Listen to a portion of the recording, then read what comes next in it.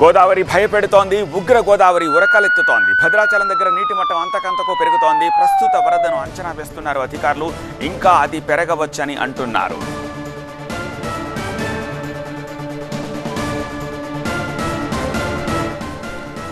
Alright, Bhadrachalam దగ్గర గోదావరి అంతకంతకు పెరుగుతోంది. ప్రస్తుతం 52 అడుగులకు చేరువలో నీటి మట్టం ఉంది. రెండో ప్రమాద హెచ్చరిక కంటిన్యూ అవుతోంది. మరో అడుగు నీటి మట్టం పెరిగితే 3వ ప్రమాద హెచ్చరికను జారీ చేస్తారు. భద్రాచలం దగ్గర 13,18,000 క్యూసెక్కుల వరద ప్రవహిస్తోంది. సమీప ప్రాంతాల ప్రజలను అప్రమత్తం చేశారు అధికారులు.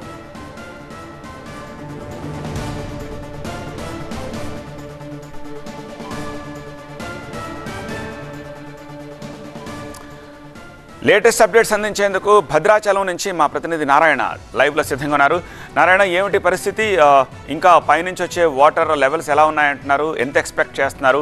3వ ప్రమాద హెచ్చరిక జారీ చేసే అవకాశాలు ఉన్నాయా, లేకపోతే ఇక్కడి నుంచి ఏమైనా తగ్గుముఖం పట్టే ఛాన్సెస్ కనిపిస్తున్నాయా? భద్రాచలం వద్ద గోదావరి నీటి మట్టం ప్రస్తుతం 51.5 అడుగులకు చేరుకుంది.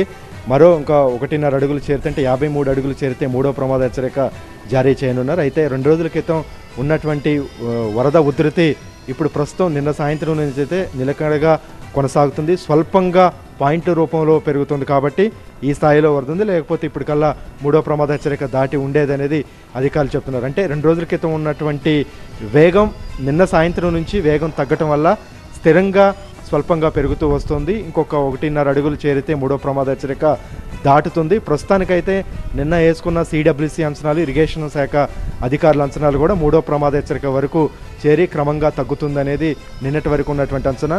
ఈరోజు భారీ వర్షాలు ఎగువన కురిస్తే మళ్ళీ కాస్త పెరిగే అవకాశం ఉందనేది అధికారులు అంటున్నారు. అయితే ఇప్పుడే పెరుగుతుందా తగ్గుతుందా అనేది ఇప్పుడే చెప్పలేమనేది ఇప్పుడు వరకు ఉన్నటువంటి అంచనాలు. ప్రస్తుతం అయితే కింద ఎగువన భారీ వరద వస్తుంది. గోదావరి దిగువన ఉన్నటువంటి చింతూరు కోనవరం వద్ద కూడా ప్రమాదకర స్థాయిలో షీలేరు, శబరి అంటే ఛత్తీస్గఢ్, ఒరిస్సాలో కురుస్తున్నటువంటి భారీ వర్షాలకు పెద్ద ఎత్తున కూడా షీలేరు, శబరిలోకి వస్తుంది. ఇప్పుడు ప్రస్తుతం చింతూరు వద్ద 41 అడుగులు ఉంది, కోనవరం వద్ద 40 అడుగులు శబరి ఉంది. కాబట్టి ఈ గోదావరి శబరి సంగమం కోనవరం చింతూరు దగ్గర కలుస్తుంది. కాబట్టి ఆ ఎగపోటు వల్ల కొంత ఆ ఎఫెక్ట్ విలీన మండలాలు అయితే ప్రస్తుతం ఏజెన్సీ గ్రామాలలో కనిపిస్తుంది.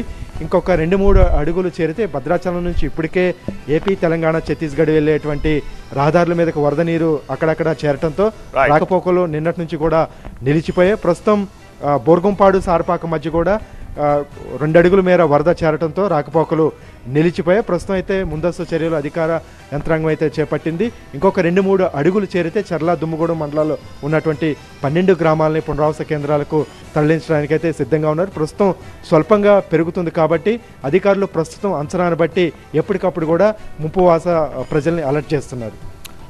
రైట్ నారాయణ.